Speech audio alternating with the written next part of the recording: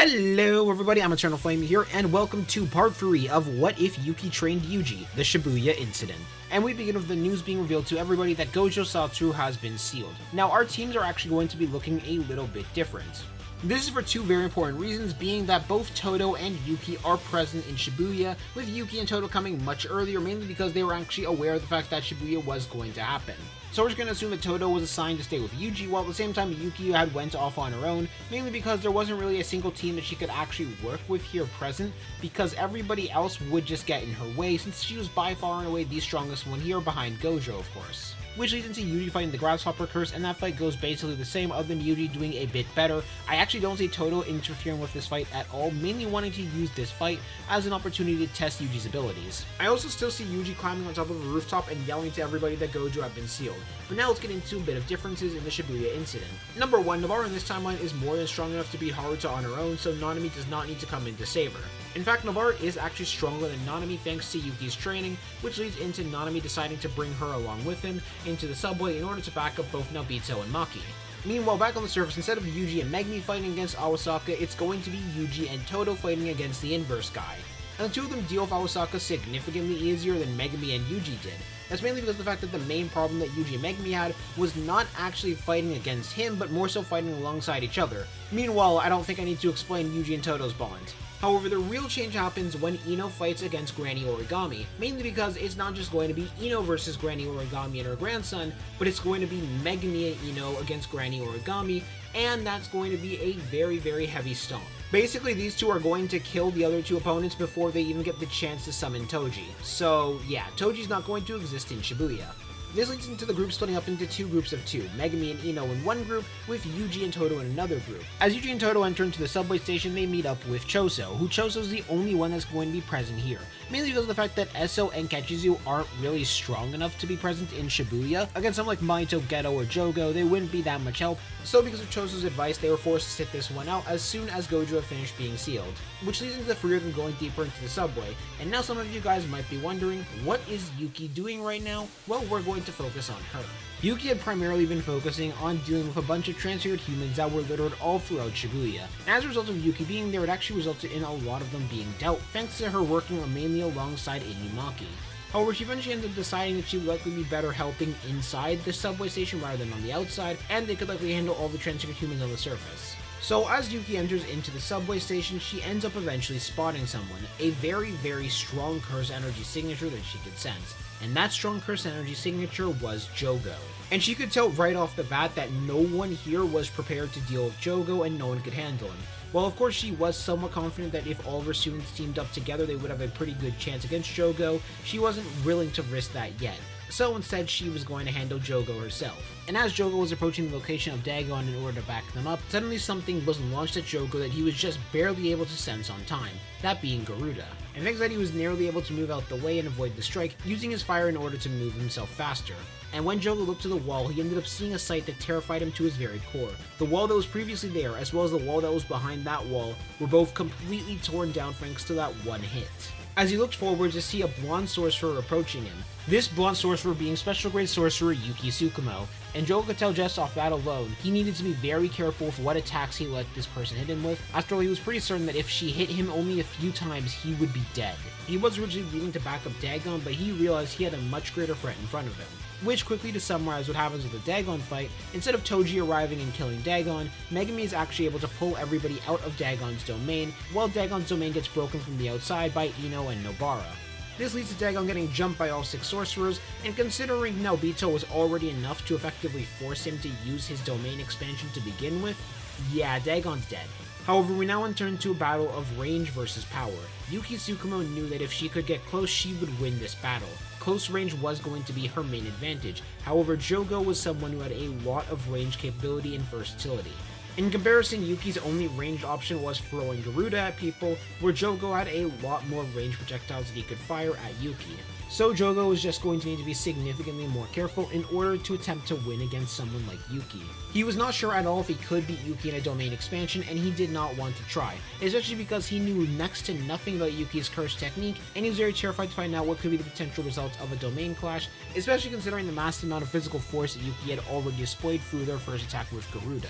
Jogo then lifted up both of his hands, as out from one of his hands he fired out several ember insects and sent them flying towards Yuki. At the same time, Jogo fired a burst of flames towards the ceiling. This had a simple purpose, so just to use the ember insects as distractions against Yuki, and to allow Jogo to return to the surface. Fighting against Yuki in a closed-off space like this was going to be very disadvantageous for Jogo, and he knew that. And while most sorcerers would be worried about this type of attack, it did not worry Yuki at all. In fact, it caused a smile to rise on her, as she then punched the ground incredibly hard, causing a shockwave and a dust cloud to rise out as a result. This shockwave ended up breaking a decent chunk of the subway, as Jogo then coughed up some blood and was launched out far from the subway. That attack also ended up triggering the fireflies, causing a small fire explosion to join into the dust cloud. However, thanks to this, Yuki did not get hit by the ember insect explosion. However, the moment that Jogo had properly recovered from getting hit by the shockwave, he looked up to see Yuki already rushing towards him. Part of Jogo had to question in that moment if all special grade sorcerers were just this crazy. After all, he already knew Gojo was somewhat insane, and now he could see that same insanity that he felt in Gojo inside of Yuki as well. So in an attempt to make some more distance, he began to rapid-fire bursts of magma towards Yuki's direction, while trying to continue to jump away. As Yuki surrounded her fists in cursed energy, focusing more cursed energy around it than usual. This was an attempt to counter the magma attack, and not let the magma actually hit her body, but instead the cursed energy around her fists, allowing her to punch away each of the bursts of magma.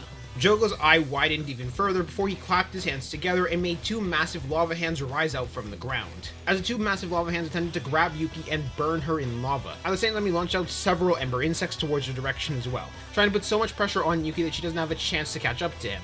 And it was working as well. While Jogo couldn't actually land a hit on Yuki, it was too much pressure for her to be able to get close to him now.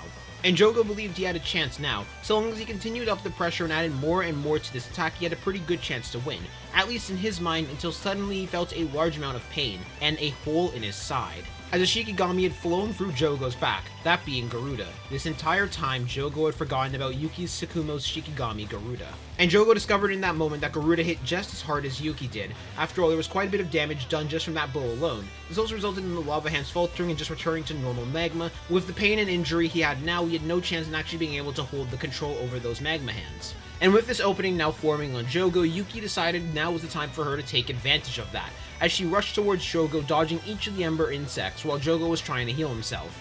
As Yuki landed a punch on his other side, completely tearing through Jogo, but she wasn't done yet, as she grabbed his head and threw him hard into the ground, making a large crater. Finishing this combo off by rocketing towards Jogo and stomping on his head, destroying Jogo's body completely and killing him with that final move. We now returned back to a group of 6 sorcerers, being Nanami, Megami, Ino, Nobito, Nobara, and Maki, as they are now figuring out what to do next, especially because they could sense that battle going on and they could sense that Jogo was now dead. They all had to admit they were very thankful that Yuki was on their side and not an enemy.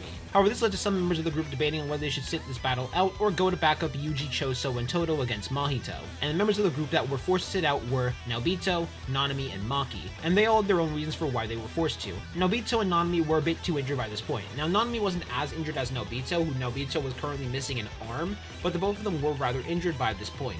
And while Maki was barely injured, it was more so Maki having to realize that she would be more of a hindrance than a help right now, especially against someone like Mahito, considering even when Dagon didn't have his domain active, Maki was getting destroyed and needed Nanami and Nobito to save her. Maki absolutely hated this. She felt like an absolute burden, but at the same time she knew it was necessary, or else she would just get in the way of everyone and be more of a hindrance than a help. Ino decided that he was going to help escort the 3 of them to go back, and he was going to back up Nobara and Megami after. This is mainly because Ino was the weakest out of the 3 of them, so he figured his assistance would be better escorting the injured sorcerers out rather than as joining Megami and Nobara in the fight. The reason Megami and Nobara were important is because Megami could counter any domain from Mahito through his own domain, and Nobara could likely hit his own soul, as we finally return to Choso, Yuji, and Todo, where the 3 of them enter into the deeper layers of the subway, eventually finding Mahito as well as a large group of transfigured humans. And just upon laying sight on Mahito, a rage began to fill Yuji. However, this wasn't one that was overwhelming with power, no. A calm rage like an ocean that was going to consume anything that got in its way without mercy.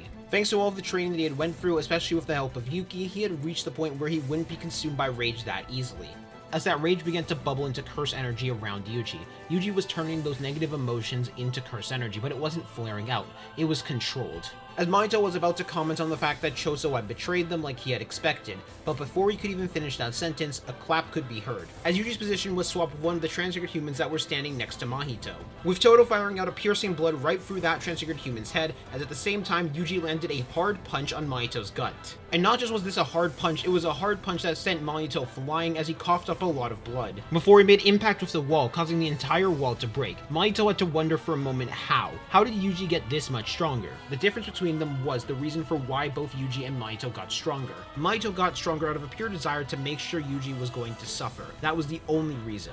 After all, Mahito already felt that he was stronger than Choso, the person he knew beat Yuji beforehand, so he believed if he just trained a bit more and widened the gap a bit more, then he was going to be able to beat Yuji since Yuji lost to Choso. Mahito did not train out of a need to get stronger because of some stronger threat that existed, nor did he get stronger because Yuji embarrassed them in their first fight. The only reason that Mahito had gotten stronger was to make sure that Yuji was suffering more and more, and because he already knew he was stronger than him, he didn't feel much of a need to get stronger. A hate and a desire to avenge those that Mahito had transfigured, Junpei, as well as several other random people, including the hundreds that he had transfigured in Shibuya.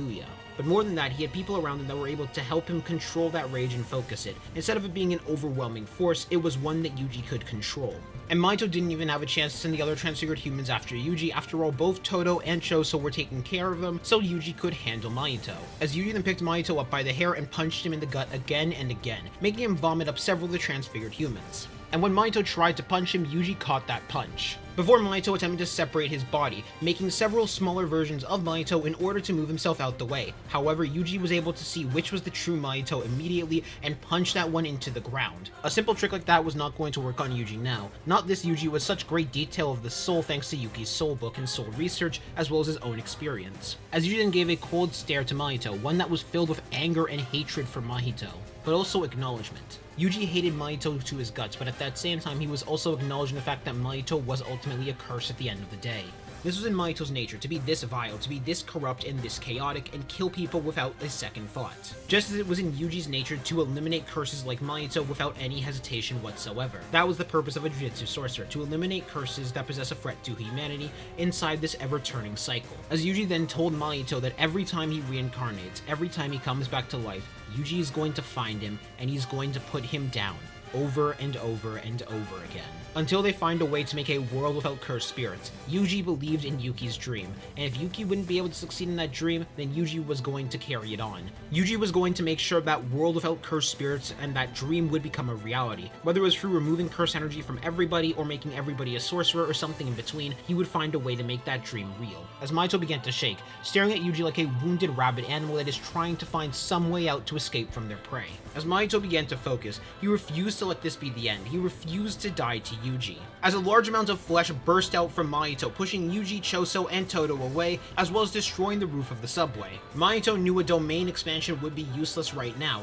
After all, while it might eliminate Todo and Choso, that might just end up making Yuji angrier at him and even more powerful. Right now, he couldn't afford that happening to him. As Mahito entered into a form similar to that of his true form, but it had cracks all over his body, it was relatively unstable. Mahito had believed in that moment he had grasped his soul. Through death and inspiration, he was able to achieve this form. However, that was not what happened. Mahito had only understood a portion of his soul, a portion of his true form, which ended up making a sloppier version of the true form. And despite this power being on display, despite Choso and Todo being a bit worried about it, Yuji was not. And that confused Mahito. He thought that Yuji would surely be terrified, or at least a little bit, but he wasn't, and he couldn't help but question why. Before he noticed something present in Yuji that wasn't there before, and that terrified him to his bones because it reminded him of one person, Sukuna, as he could see a ring forming in Yuji's eye.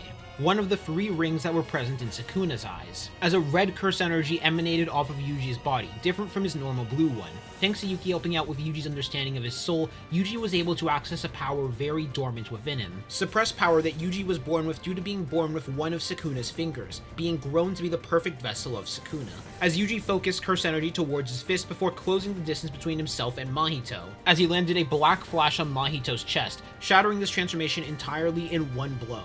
At that same time, 2 other people were arriving, that being Nobara as well as Megami. This was bad. This was really bad, as Mahito was able to see that he was going to die in this moment. There was nothing he could do.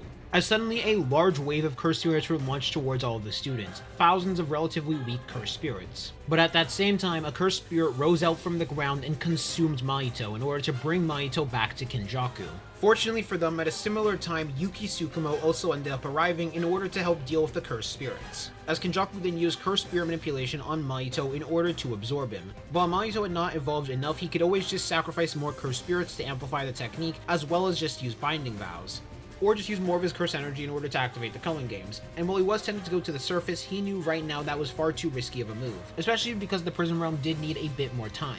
Which is why Kenjaku decided to make a choice in order to distract everybody from himself, which was to activate the culling games early, as suddenly 10 million cursed spirits were released onto the surface in order to form the barriers for the culling games, which gave the cast a choice, whether to go after Kenjaku to try and free Gojo, or to go and help as many people